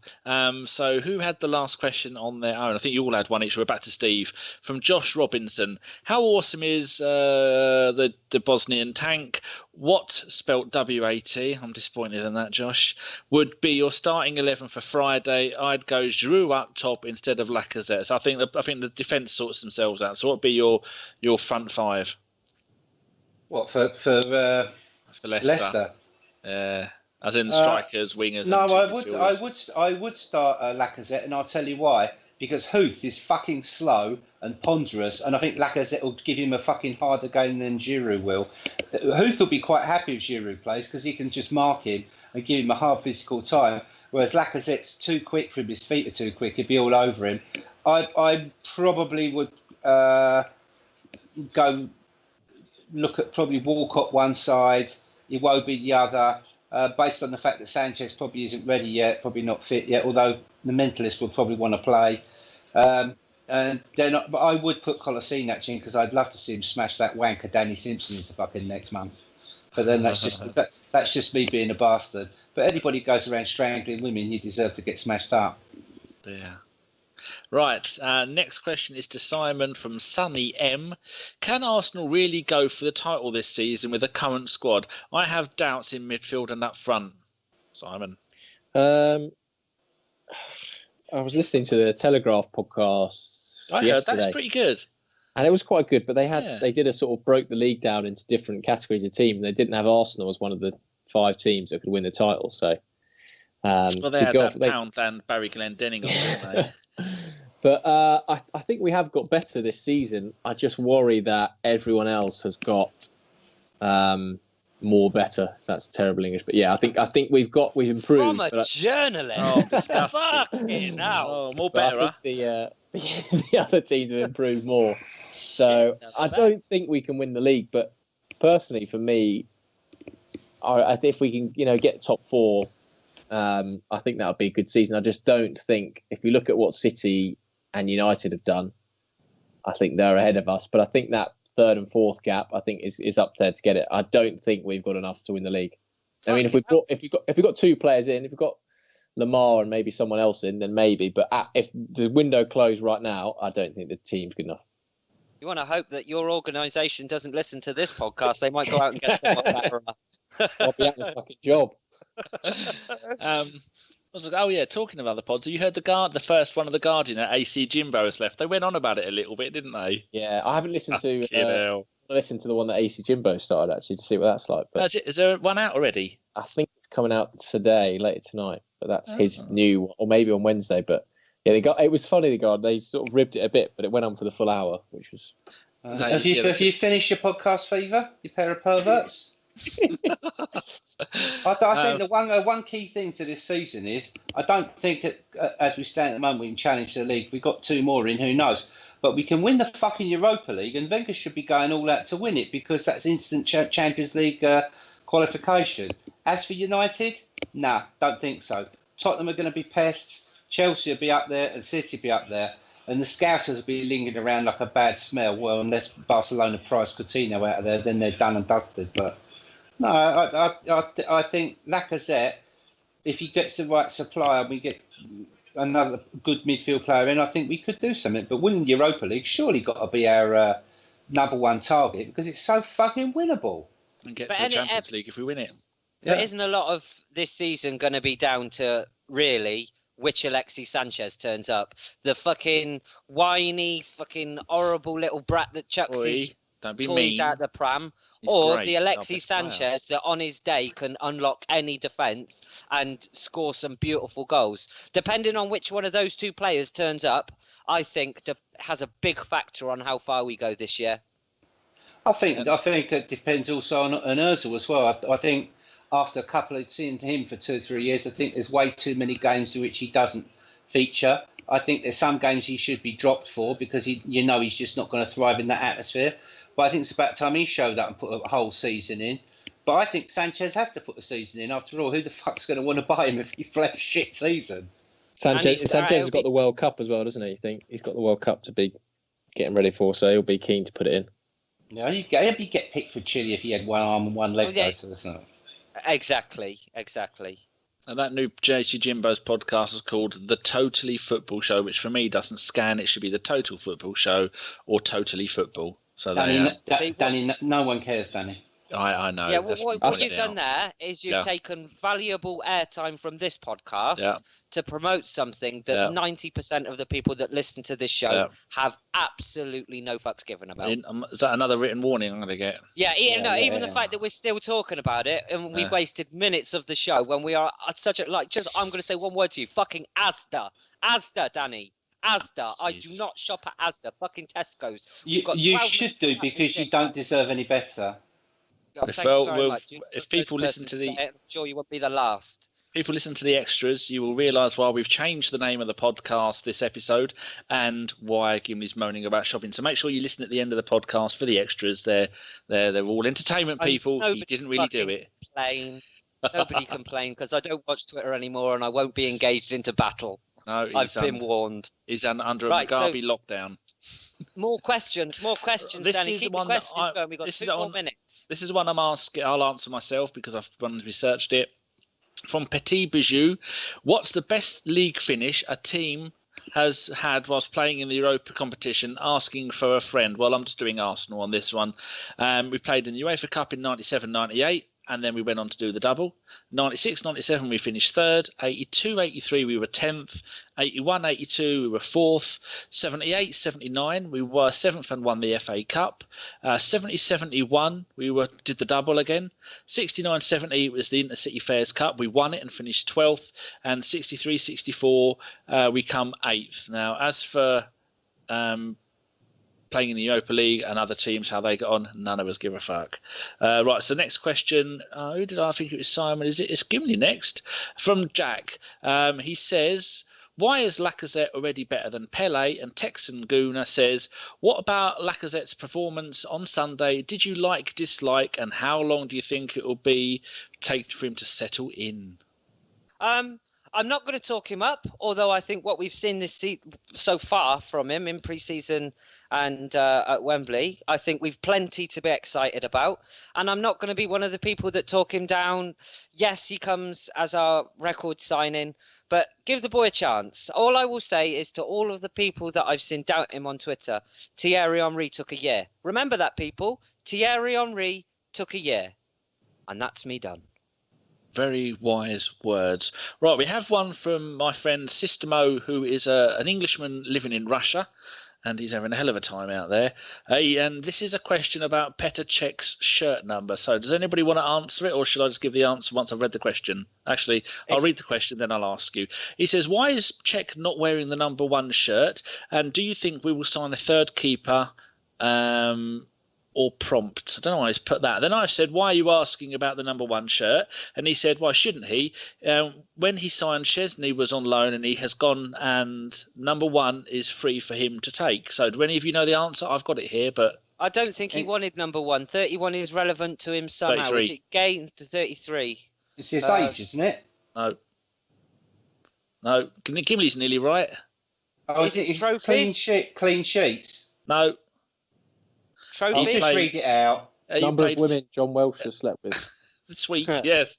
I think it was because he played 333 Premier League games for Chelsea, and he's played 33 FA Cups games for Chelsea, or like Steve said, it might have been his age, but I'm sure that it is the number of games that he'd played for Chelsea in the thing. He said, 33 is a relevant number because it was like I just read. It isn't irrelevant. It is 33 for a reason. But yes, personally, I think he should have number 1, and Bellerin should have number 2. But we've been through this many, many times. Was there a question that I missed? No, there is it. Right, one for you, Geoff. Oh, Danny, don't keep waffling on. I have my shout out this week is going to be one that makes everybody excited. Well, shush your nonsense. It's I have Asda for you, news. my boy. I have news. I've got news. People's questions are more important. You've had all summer to go and do some bloody shopping. Like Geoff from Parsonell, how long do you think the wheels? How long do you think it'll be before the wheels will roll off until? Hold on. How long do you think the wheels will roll until they fall off this season? Well, normally February, isn't it? We fuck it November. up somehow. Simon's gone November. He's gone early, Simon. And I think we'll last a little bit longer. I fancy we'll go into April. Ooh. We'll be pushing, and we'll finish second. How about that? Joshua Matthews also says, who are we signing, Geoff? But we've already been for that. He doesn't know because he's been busy raving it up like a teenager. He thinks it's 1992 again. I've been yeah, that's right. Hedonistic. I've been doing all kinds of... Right, I'll ask everybody one more question, Gim. Okay, good. Right, this one to Steve from Austin Walsh. What is Elneny lacking in the final third offensively? And is he good enough to start against the top 6 teams? Oh, good luck with that. I think Elneny's a solid player. I think what he provides Xhaka is he does all the running that Xhaka can't do. He provides athleticism. He's always available. He makes space. He does, at times, I think he goes for balls which maybe aren't there. So it looks like he makes mistakes. He's trying to take chances. It's a bit like Sanchez. A lot of his games, he's taking high chances of the things he tries to do, and they don't always come off. I think Elneny should, when he wants to finish, I mean, that goal of his against Barcelona was a brilliant technical shot. He can do, but I think he needs to just have a cut. As Geoff said, we talked about somebody earlier on, about Danny. He needs to calm down, take a deep breath, and play passes to keep the ball a bit more. I don't think Elneny really needs to get in the final third. I think there's other people to do that job there for him. His job is to be round Xhaka, be available, get the ball, win the ball. One of the things I was really impressed about with him yesterday was him harassing the hell out of people and quite prepared. I mean, he was going in hard on Kante, of all people. Kante was having a hard job containing him. They definitely had a tactic yesterday of getting on Kante quick, giving him no time and pushing him back, making him offload the ball. And Elneny did it very well. I think him and Ramsey are the first 2 in the choice to play with Xhaka. So I think we'll see more and more of Elneny this season. Hopefully. I like the blow. He's full of spunk, which is always a good thing. Right, Simon, this is a part question from Austin Walsh again. The next one's partly from Lee O'Rourke. So Austin says, if Chambers goes on loan, do we need another centre-back? And is it worth buying Virgil van Dijk so he doesn't improve a top 6 rival, as it is the type of move Bayern Munich would do, which is a good point. And Lee O'Rourke asks, if we could only sign one more player this summer, who would it... No, that's not it, is it? Oh, no, don't worry. Just answer Austin's second part. That's a question. do we need a new centre back if Chambers goes on loan? I wrote a piece about this actually the other day, which you can find on my Twitter if you want to read it. Who is it for? For Football Whispers, which is a football website, news website. And I basically argued that yes, we definitely do need new centre back, basically because Chambers looks like he might be going. For me, I'm not 100% sold on Mustafi yet anyway. Gabriel's got a long-term injury. Per's only got a year left. Koscielny's Achilles is going to have to be managed week by week, and if it flares up, then he could be out for a number of weeks, as we've seen with Cazorla. Didn't they say that's for the rest of his career? That's going to be managed every week, so could be temperamental. Then you've got Holding, who's still only 21, and Monreal, who's been converted into a centre back. So for me, I think it might disagree, but I think they need a centre back, and obviously the guy I mentioned, Van Dijk, but he would be the one I'd go for. He's 26. He's literally just today, a few hours ago, handed in a transfer request saying he wants to go. And I imagine there'll be a number of clubs going for him. If I was going to guess where he'd go, I'd probably say Chelsea. I think he'll end up at Chelsea. Yeah, for me, I think he'll go to Chelsea. That'd be my guess. But if we could get him, I think he'd be fantastic, simply because he's so good on the ball, and you can imagine him in the three of those. He'd be fantastic. 26 years old. He seems ideal and made for Arsenal. And if we could get him, it'd be fantastic. But I think with 4 or 5 clubs, he'll go for 60-odd million, and I can't see Wenger spending that on centre back. But he would be my pick if we could have anyone. But Austin makes a really good. Go on, Geoff. Wenger won't spend £60 million on a centre half. No way in the world. I think. Sadly, we looked at him when he was at Celtic, and we didn't move for him. But that happens to a lot of players, I'm sure. But I think Austin makes a really good point about the thing that stop a rival getting him, because that's the kind of thing Bayern Munich would do. Yeah, it's the thing Man City used to do, wasn't it? When they used to basically strengthen yourselves and weaken your rivals. Where Man City, when they had their new money and they thought, how are we going to get in the top 4? Who's 4? They weakened us. Remember Steve? Let's go and get Clichy. Let's go get Nazi. Let's get Adebayor. And it works both ways. And Fergie used to do it with Man United, didn't he? When he'd buy the likes of Dwight York, Andy Cole. It's the easiest way to do it, but it's often the most expensive. You can't do it anymore. Can't do it anymore because FFP stops you with the wages. And the other thing is that stockpiling players leads to players wanting to leave. I think Van Dijk will go to Liverpool still. I think for some reason he's been brainwashed by Klopp. Perhaps he fancies joining the don't clean your teeth for 2 years group. But I think he'll go to Liverpool, and I think that'll be the end of his career there, because I can't see them doing anything, because they will lose Coutinho. They may think they ain't losing him. They will lose him. And what Barcelona will do is they'll keep it up and up and up, as we know what scumbags they are, until they get him. And they'll do it like this, is that they'll offer some money. It won't be what Liverpool wants, but they'll have to accept it, because otherwise he'll run his contract down. He'll be the usual scout death threats of the fans as well, but he won't give a fuck. He'll go. But I think that's where Van Dijk will go. Right, question for Geoff from Leo Rourke. If you could sign only one more player this summer, who would it be? And he's put in brackets, realistically available to Arsenal now. Poor blimey. That's a tough one, mate. I don't know, We're covered, aren't we, I think we're covered. I don't know, Dan. I suppose I'd have to punt for Lamar, wouldn't I, really? It gives us a little bit more balance on that left-hand side. That's all I can think of at the moment. That'll have to do you. Okay, right. Final question, Gimli. From Akshay, our mate in the USA. He says, with us playing on Thursdays now against the likes of, I'll spell the team he's put in there, HBD, SG, SV, VZ, F, SSS, TAN, FC, how will the ABW crew power through and bring us our weekly dose of podcasts? Well, that I can tell you. I think that if we're not playing on a Monday... I thought you were going to say how you managed to power through it. I thought you were going to say that you have certain substances to help you struggle through. No, for me, actually, podcasting on a Monday is better. It gets it out of the way. I've got the rest of the week to get fucked up. And how many times did we always go, so we played on Saturday, it's now Thursday, we forgot what the game was. It's fresh in our minds. It's, to be honest with you, to write the show, it's much easier. I can remember that game yesterday like it was yesterday. Yeah, fucking hell. So basically, we're going to power through it, and I am going to give the sensible answer.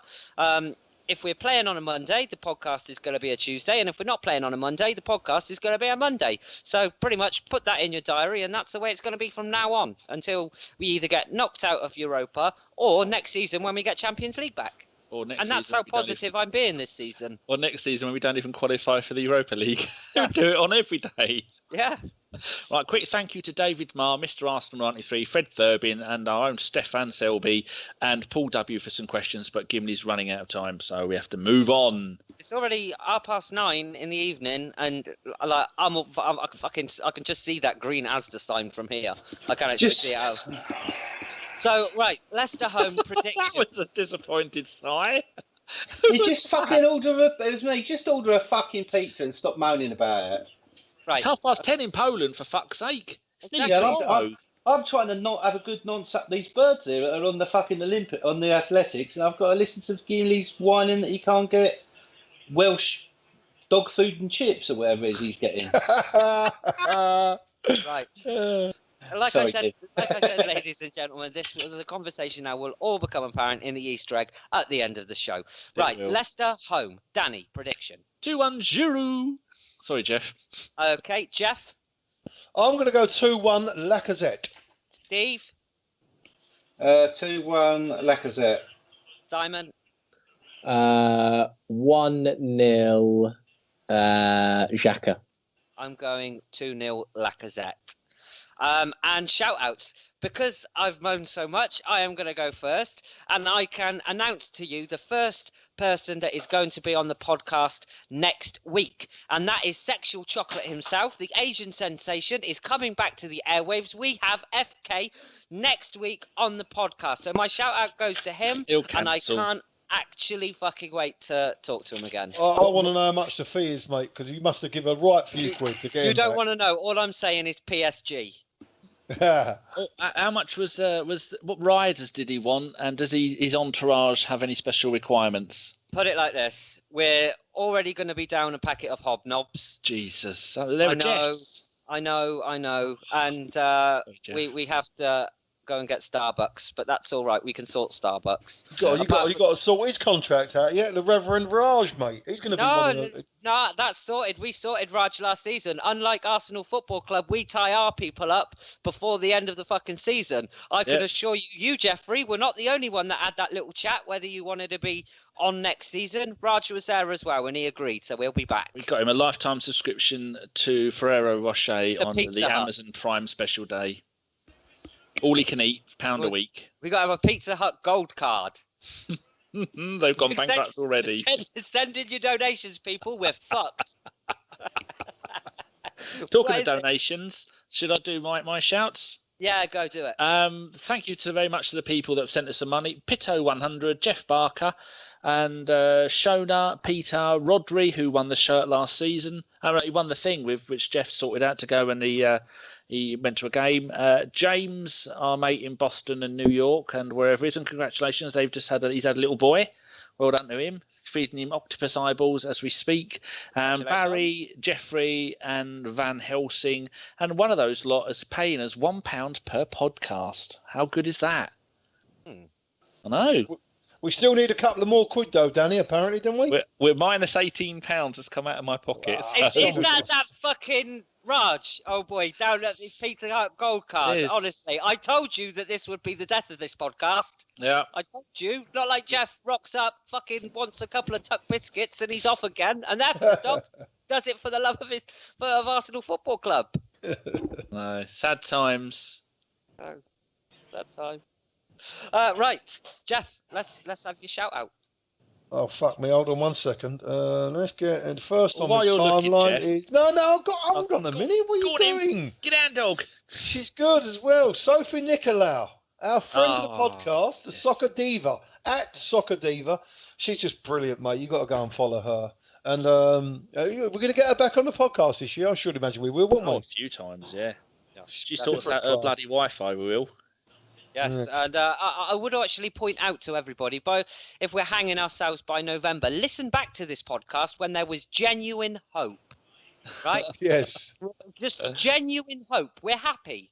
There's a happy feeling around the room. And Steve, I am going to you to continue that happy feeling. Give us a name. Eric Dellinger. He's a Polish gooner. And Eric and I were discussing Nazis in Poland the other day, and having much joy and mirth at the hideous political state of Poland, but then talking about all sorts of shit about football with another mate of mine, Mikołaj Duszyński, who's another Polish gooner as well, who I think's been on the podcast once even. So if you want to follow Eric, he's at @biggie_Delinger, and he's in Krakow. He likes Wisła Krakow as well as Arsenal. He's a heavy metal freak, and he's also a craft beer freak. And he writes a lot of stuff in a mag called Le Ballon. So, yeah, follow Eric. Lovely stuff. And Simon, finish us off. Gladly. My As shout he says to all the girls. No, that's John. I'm sorry. No, not John. Don't go into John's snuff movie habit, for Christ's sake. Oh, dear God, we daren't go there. We haven't got enough time for that. My shout out is just for everyone to join the ABW Fantasy League, which had a lot of us in last year. I'm not sure. I think I came about 10th or 15th last year. But what I'll get to do, instead of me reading out all these numbers, Danny will tweet it from the pod account, I'm sure. Yes. Most of us will retweet it, but get in the league. The glory is you, whoever wins it. And I think the rule Danny normally says is no Spurs players, no Man United players. We've had to get rid of that because everyone just fucking ignored us anyway. But, yeah, everyone in. But if you do that, extra brownie points. So. Yeah.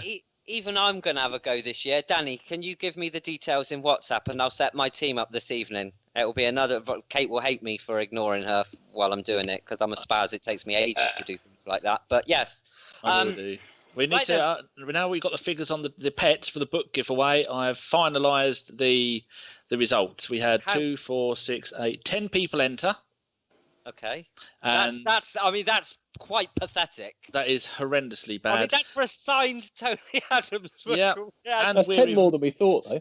Yeah, that's true. Are they all John Walsh? Actually, I think you are. Bloody hell. He just put a wig on for everyone. Chris Carpenter. I mean, if you're listening to this and you don't go into our competitions, look how good the odds are on you actually fucking winning something decent. Fucking shoddy. Well, 10.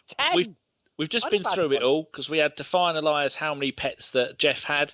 And the answer is between the whole of ABW, cats and dogs, 43. Most of them was down to Gimli and his house of piss. So Mark Blondell was the highest with 79. You're out.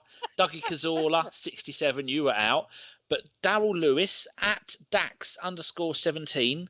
He only said 42, didn't he? Oh, fucking hell. And so second place. No, he's got it. He was closest. Second place, also with 42, was Connor Ward, who is Aldershot Gooner.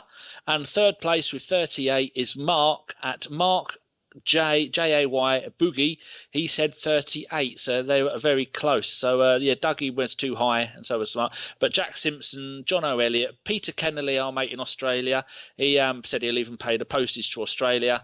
And El Comandante, who's going to be making an appearance on the radio show at some point this season. He's the bloke who used to be a steward. He's got some tales to tell. And our mate Bounder Boy Robert, he guessed as well. So those 3 people, if you hear this, get in contact with us. We've got your ats, and then we'll post you a signed copy of the Tony Adams book. Thank you very much to the people at Schuster. What's the people who make the book people called Schuster? Schuster and something, isn't it? Yes. I'm thinking Bernard Schuster, the German left back, used to take free kicks, but it's not that. Schuster and Sons, get on with it. Yeah, so it's them. I think they're the people who did the Tony Adams book. So yeah, you'll be getting one in the post sometime in the next year-ish.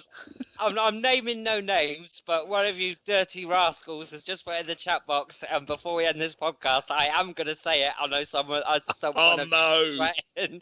I'm fucking saying it, boys. Sorry, John. Some of the girls, John Welsh, wakes up with our dogs, or so he says. And no, we didn't include that in the overall tally. No. I tell you what.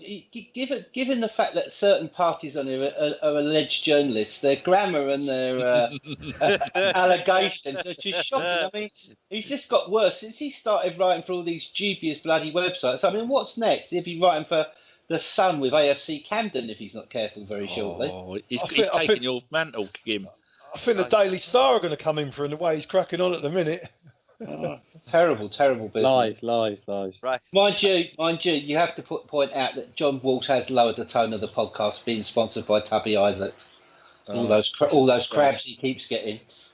Jim, one other thing we should point out is from now on there will be no more end music, because if you listen on iTunes, SoundCloud and Acast, then there was an end music, but they've started cracking down on SoundCloud. We've had one copyright strike. Much like YouTube, we won't be putting music on the end of the pods anymore. So it'll be 10 seconds of silence and then it'll be the extras, people. Miserable fuckers. So we do apologise for that, but unfortunately it isn't our fault, because one of the best bits about this podcast was finding the end music and making it something funny or relevant to what we talked about. So from our point of view, it is a sad day. So let's wrap this up then. All that's left then is to thank my guests tonight: Geoff, Steve, Simon. Danny, you had to be here. Thank you so much. I think the people that listen agree. I've had a fucking whale of a time. It's been a good podcast. I've enjoyed it. And if good to be back. If this is how we're going to start, let's try and keep up the hope. Remember, this is where the hope started. Let's hope November it isn't where it dies too. So who's that? Someone joining in. Was that you, Danny? Down dog. Oh. I thought we were like duh. Was that Panorama? Are we doing our own outros now? Yeah, if we keep it a bit of the old Cockney style, like if Simon plays the spoons, I'll sing and Geoff can sort of like bang along a couple of old saucepan tin lids. Well, we'll definitely arrange something for next week. You should do something, Gimli. You're a bloody singer-songer, writer. Get your guitar out and finish us off. No. I was only the man Ed Sheeran wanted to be. Oh.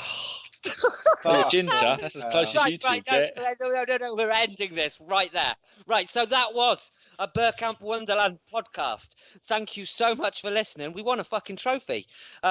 Keep it, Arsenal. Good night.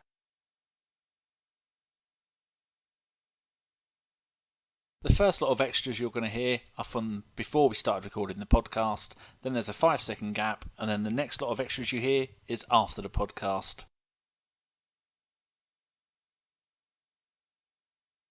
Why have they put like Coke with all the same label, but only a little bit around the top of the label indicating what the flavour of cola is? Like Cherry Coke now looks like normal Coke, apart from it's got the old Cherry Coke badge on the top of the label. Stupid. Don't drink Coke. My keyboard is now, not only does it turn off every now and then, the X doesn't work. Together with all the jizz? And the 7 doesn't work either. Oh, that's jizz for you, Danny. Rex things. Oh, X is at the front of the keypad just because I'm old. If I was younger, like in the old days, it'd be right at the far end of the keyboard all over the numbers. Is it like the P has rubbed off the button where you've typed porn so much? No, shortcuts. If we attempt to be going by 8 o'clock, and then we know that we're definitely done for 9:30, because I have to hit a Tesco's before it closes at 10. Why don't you do this beforehand, you shit? Because I've been busy all fucking day, Danny. Feeding all those hundreds of fucking animals. Well, I've just got to get something for dinner, Geoff. I haven't even had dinner yet. What will you get? Nice bit of shepherd's pie or something? I'll probably get a bit of steak, actually. I'm feeling easy. Lovely stuff. You're knocking it out too early, isn't it? Without Monday night. No. We're fucking full on in our house, Geoff, all the time. Well, if you should have said this before, you got to be done by. We've only got an hour and a half.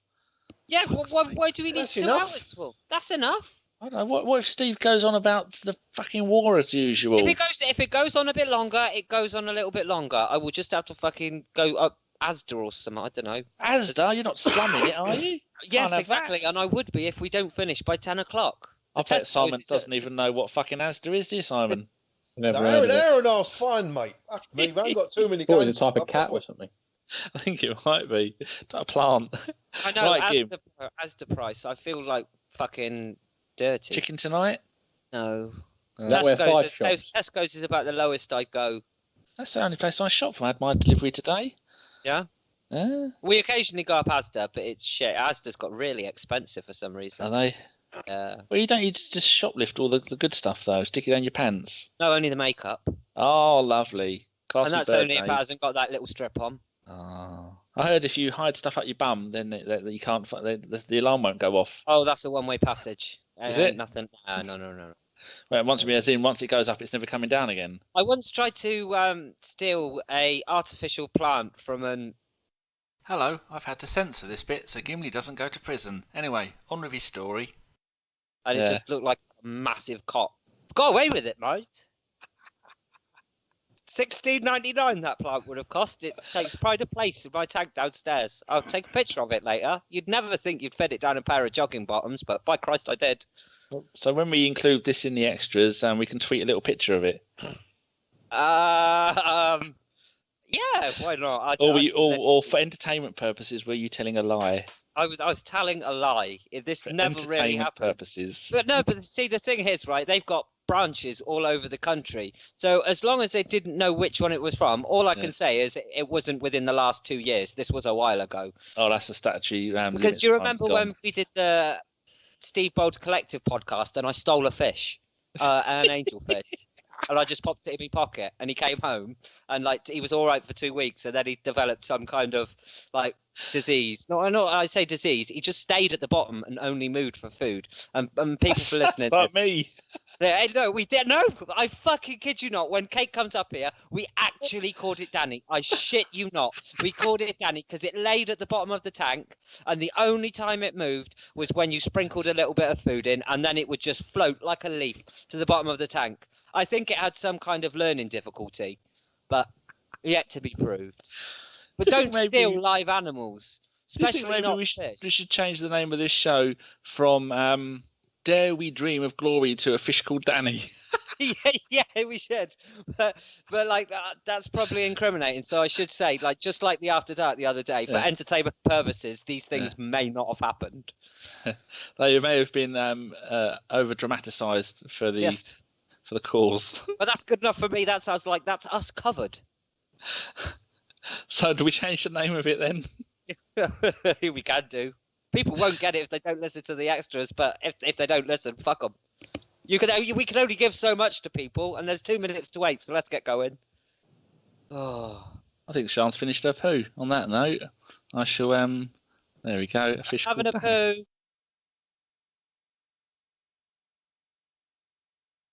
Keep it, Arsenal. Good night. Can I just say that I hope Asda is closed? It fucking will be. The light's on. Right, Jude, I've got to shoot. But thank you very much. That was a really enjoyable podcast. Don't we get a get down dog, Geoff? Get down, dog. They're not around me tonight, mate. They're not around me tonight, thank God. I'll have to listen to that podcast, and I didn't hear that podcast where you was all taking the piss. Which one was that? That's everyone. After dark one, he means. No, Oh, I think there was that one. I think Dave was impersonating. Oh, he does it every time. He does it every he? one now. That's his thing. He stole it. Bless him. Go on then, Kim. Piss off. Right, okay. Thank you very much. Cheers, fellas. Cheers. Well done, Kim. See you later, mate. Cheers, boys. Thank you very much. Cheers, Kim. Pleasure. Bye. Oh, thank God he's gone. Nothing but a pain in the arse.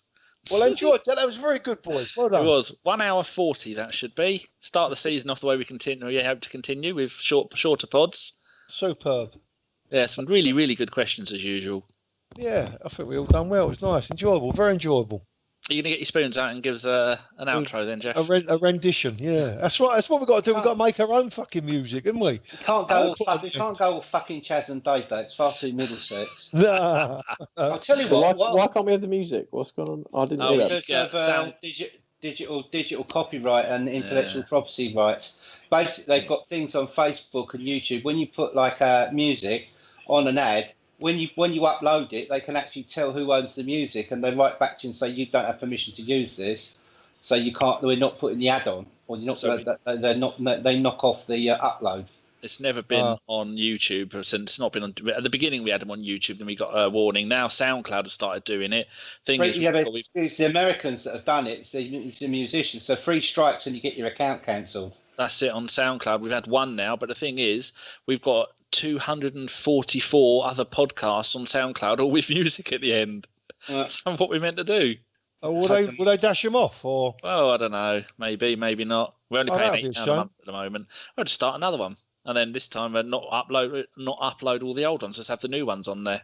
Yeah, they'll always be on our site. We can do whatever we want on there. Oh right, okay, yeah. So we could put it on our site and then say to go here, but it's a lot of hassle just to add music on the end of it. Yeah. So it was always good when it would be Steve and who else is it? Usually. Can you not go back and chop it off? Music. What? 250 pods. No, it's a lot of work. It's a lot of work, that is. That's only a couple of nights' work for you, Danny, mate. Don't worry about that. Yeah, I've got a keyboard that doesn't work. The X doesn't work, and the number 7 doesn't work on this one. Right, It's only 2 years old. While we're all on here, Yeah. thoughts on Tottenham this season? Right? Nah, they're going to flop. That's just what I was thinking the other day. They're going to face 19 cup finals there.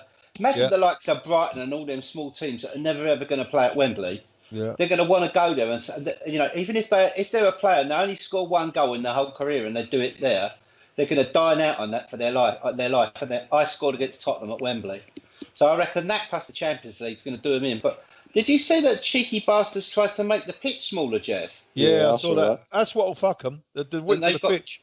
They got refused, didn't they? Yeah, and you got, no matter what you say about White Hart Lane, they are noisy in them big games, and it does make a difference, and it won't be the same at Wembley, and as you will. And their record at Wembley is played 9, lost 7, won 1, drew 1. Also, as well, they'll thought something else. Imagine the derby. The away end could be 30,000. No, I've had a look at the plan. I don't think it's that much. Well, this is going to be a problem, isn't it? Because if you think that all the bods that have got banning orders from White Hart Lane ain't got banning orders from Wembley, have they?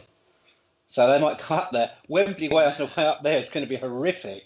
They can't have 20,000 Arsenal fans amongst Tottenham. I don't know how they're going to police that. You know, how are they going to police that? Never mind us lot. What about fucking Chelsea when they go up there? Yeah. Or West Ham? How are they going to police it? I don't know how they're going to police it, mate. It's impossible. West Ham there, fucking hell. And who's got to pay for the policing? Because I dare say Tottenham won't want to pay for it, will they? Well, we'll have to pay for it. It's their own fucking. It's all the cost. I think this new ground is going to be the final nail in their coffin. I think Levy left it way too late, and I think by the time they've built it and they've got it up and running, they'll have no players. No, they'll have no players. But I think also the bubble will have burst. I think the revenue will have hit the ceiling. I don't think they'll be able to sell the club for some of the big bucks that Levy thinks he will. They're talking about 600 or 700 million that stadium, isn't it? 800. Fucking hell. Because what happened was originally it was supposed to be 585, and then what happened was it went up to 620 because the cost of financing it wasn't as easy as they thought it would be, and then because when the Brexit referendum came about, that put because the pound went down, that put the cost of the materials, the labour up, so it went up to 785. So the problem is, as we get closer and closer to Britain leaving the EU, the pound's going to be worth shit. So that's going to put that up to about 820. They've got a loan at the moment for £379 million,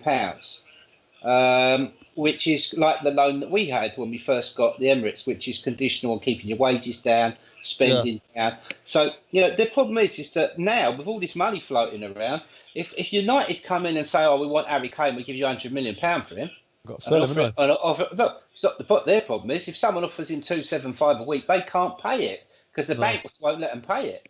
No, that's right, exactly. Dele Alli been linked with going to Barcelona for 100 million. Imagine that. Oh, their team would fall apart. He'll be dead by then. Kolasinac would have killed him. I'm just reading here that Deportivo have put in a 9 million plus 1.8 in bonuses for Perez, but Newcastle quite like him, and so do Fenerbahce. He won't go. He can go for 13, I think they said. Yeah. He'll go to Newcastle, and I think he'll play fucking well there as well. I think he'll make Wenger look fucking stupid. Seriously, I think if he stays in the Premier League, I think he'll do really well because I rate him as a player. Yeah, he makes partnerships with people. He's not greedy. He's not greedy. He scores. He's a good finisher, and also he's the sort of player that runs 30 yards to get in a fight for a teammate. That's what I'm not sure he's Arsenal though, mate. Really, it do well somewhere else. He's better than Walcott, Geoff. Yeah, maybe. And he ain't on 120 grand a week fucking hiding on the bench. No, hiding on the pitch, actually. Yeah. Anyway, go on. Listen, I'm going to get off, boys. It's been lovely seeing you again. Talking to you again. Yep. Been good. All right, see you, Geoff. He's cut himself off. Fuck it, I can't knock myself. I knocked myself off there. I didn't mean. I'm fiddling around with talking about a cold goodbye. Shit. Start again, Geoff. See you later, Geoff. See you later, Geoff. So he jumped over the fucking Berlin Wall there. See you later. See you later. Right, that is the end. You can all fuck off now. Bye-bye.